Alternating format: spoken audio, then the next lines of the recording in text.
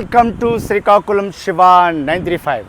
ఈరోజు మనం కృష్ణా జిల్లా విజయవాడలో ఉన్నటువంటి 206 అడుగులు ఎత్తినటువంటి భారత రాజ్యాంగ నిర్మాత అయినటువంటి డాక్టర్ బిఆర్ అంబేద్కర్ గారి శిలా విగ్రహాల దగ్గరికి మనం వచ్చేసాం. 206 అడుగులు ఎత్తినటువంటి అంబేద్కర్ విగ్రహాన్ని వచ్చేటప్పుడు ఇక్కడ చాలా ప్రకృతి అందాలు అయితే ఉన్నాయి. ఇప్పుడు చూసారు, ఇక్కడ ప్రకృతి నుంచి వచ్చినటువంటి గడ్డి నుంచి ఒక మంచి నెమలిని అయితే తయారు చేయడం జరిగింది. చూడండి, చాలా అంత అందంగా ఉంది నెమలి. ఈ ఆవరణలోనే చూసారా ఎంత మంచి గార్డెన్ అయితే ఏర్పాటు చేసి జరిగేది. ఈ గార్డెన్ మీదుగా చూసుకుంటే అంబేద్కర్ స్టాచ్యూ ఉన్నటువంటి ఏరియా కనబడుతుంది. ఆ స్టాచ్యూ చూడండి, భారతరత్న బాబాసాహెబ్ డాక్టర్ బిఆర్ అంబేద్కర్ సామాజిక న్యాయ శిల్పం అని పేరైతే ఉంది. చూసారండి, 206 అడుగులు ఎత్తుతో ఉంది. ఇలా చూడండి, చుట్టూ పరిసర ప్రాంతాలు మొత్తం కూడా అద్భుతమైనటువంటి శిల్పకళతో అయితే ఏర్పాటు చేయడం జరిగింది. గార్డెన్తో చేసినటువంటి ఓ పీకాక్ నెమలి పక్కగా చూస్తే మనకి అద్భుతమైనటువంటి ఏరియాలో ఉన్నాం, గార్డెన్లో ఉన్నాం.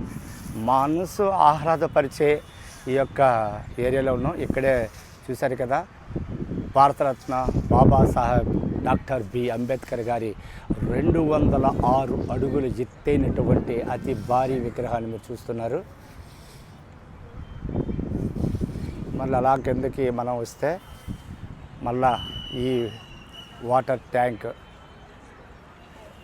మీద నుంచి ముందు చూడొచ్చు. మొత్తం మనం ఇటువైపు నెమలు చూసాం, అటువైపు నెమలు ఉంది. ఇది టోటల్గా అద్భుతమైనటువంటి ప్లేస్లో అయితే ఏర్పాటు చేయడం జరిగింది. భారత రత్న బాబా సాహెబ్ డాక్టర్ బిఆర్ అంబేద్కర్ సామాజిక న్యాయ శిల్పం మీరు చూస్తున్నారు. భారతదేశ మహోన్నత వ్యక్తులు ఒకరైనటువంటి భారత రత్న డాక్టర్ బిఆర్ అంబేద్కర్ విగ్రహం స్మారక మందిరాన్ని ఆంధ్రప్రదేశ్ రాష్ట్ర ప్రజానీకానికి అంకితం చేస్తున్నామని ఇక్కడ తెలియజేస్తున్నారు. అణగారిన వర్గాల సమాన మానవత్వం హక్కుల కోసం ఆయన మహనీయని అలుపెరగని పోరాటం ప్రపంచ చరిత్రలో అసామాన్యం, అద్వితీయం.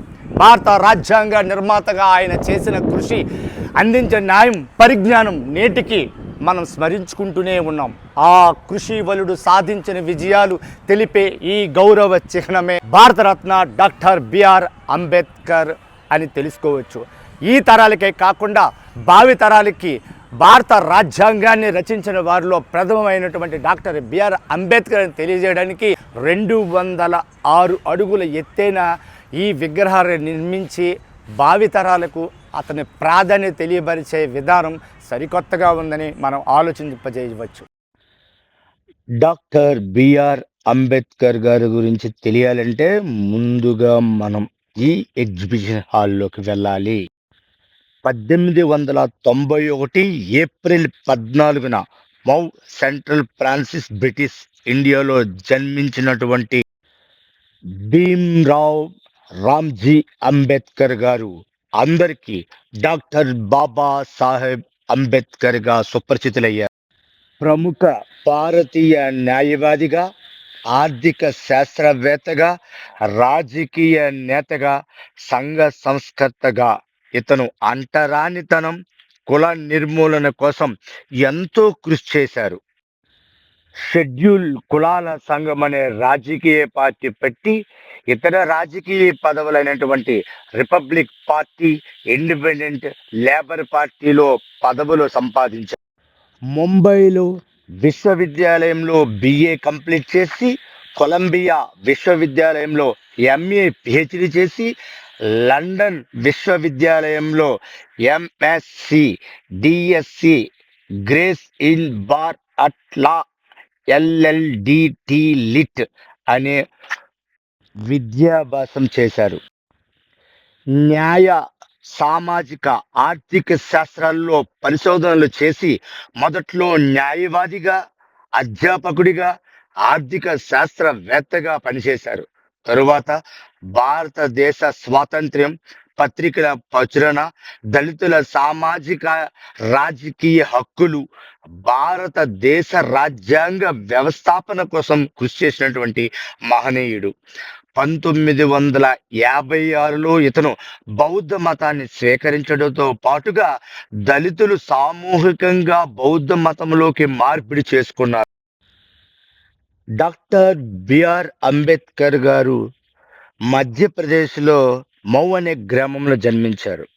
రామ్జీ మలోజీ సాక్వాల్ భీమాభాయ్ దంపతులకు చివరి సంతానంగా, అంటే 14వ వ్యక్తి సంతానంగా జన్మించినటువంటి ఇతను పేరు భీమ్రావ్ రామ్జీ అంబావడేకర్. అతని కుటుంబం ఆధునికంగా మహారాష్ట్ర రత్నగిరి జిల్లాలో అంటవాడ గ్రామంలో నివసించినందున వారు మరాఠీ నేపథ్యం కలిగేవారన్నమాట.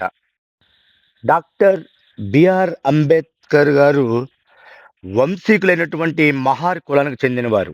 ఇతని తండ్రి బ్రిటిష్ ఇండియన్ ఆర్మీలో సుబేదారుగా పనిచేసేవారు.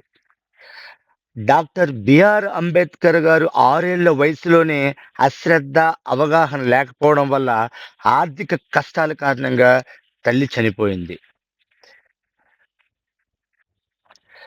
మొత్తం 13 మంది తోబుట్టువుల్లో 9 మంది అకాల మృత్యువాత పడగా 2 అక్కలు మంజుల, తులసి, 2 అన్నలు బలరాం, ఆనందరావు మాత్రమే మిగిలారు.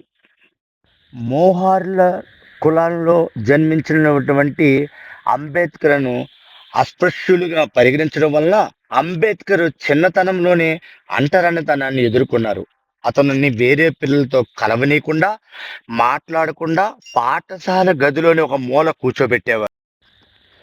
బరోడా మహారాజు సాయాజీ రావ్ గైక్వాడ్ ఇచ్చిన 25 రూపాయల విద్యార్థి వేతనంతో 1912లో బిఏ పరీక్షలో ఉత్తీర్ణులయ్యారు. పట్టభద్రుడైన వెంటనే బరోడా స్థానంలో ఉద్యోగం లభించింది. కానీ పై చదువులు చదవాలన్న పట్టుదల వల్ల ఉద్యోగంలో చేరలేదు. మహారాజుకు తన కోరికను తెలిపాడు. విదేశంలో చదువులు పూర్తి చేసిన తరువాత బరోడా సంస్థానంలో 10 ఏళ్లు పనిచేసే షరతులపై 1913లో రాజుగారి ఆర్థిక సహాయం అందుకొని కొలంబియా విశ్వవిద్యాలయంలో చేరాడు.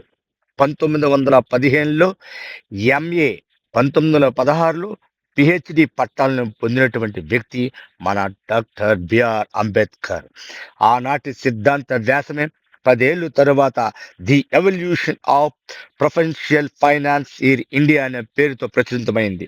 1917లో డాక్టర్ బిఆర్ అంబేద్కర్ స్వదేశం వచ్చారు. అప్పటికే ఆయన వయస్సు 20 ఏళ్ళు.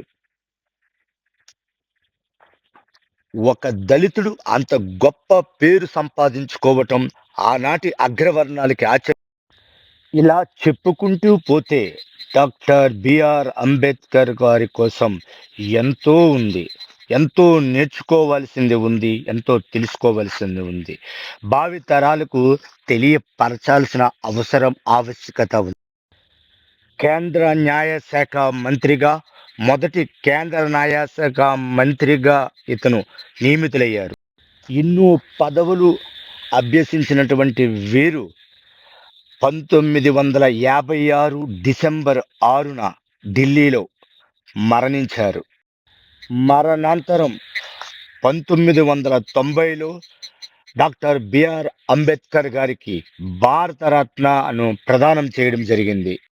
చరిత్ర పుటల్లో చిరస్మరణీయుడిగా మిగిలిపోయిన మన doctor BR Ambedkar, Bharat Ratna doctor BR Ambedkar గారి 206 అడుగుల సామాజిక న్యాయ శిల్పం, డాక్టర్ బిఆర్ అంబేద్కర్ గారి జీవిత చరిత్ర మొత్తం తెలుసుకుంటారని ఆశిస్తున్నాను.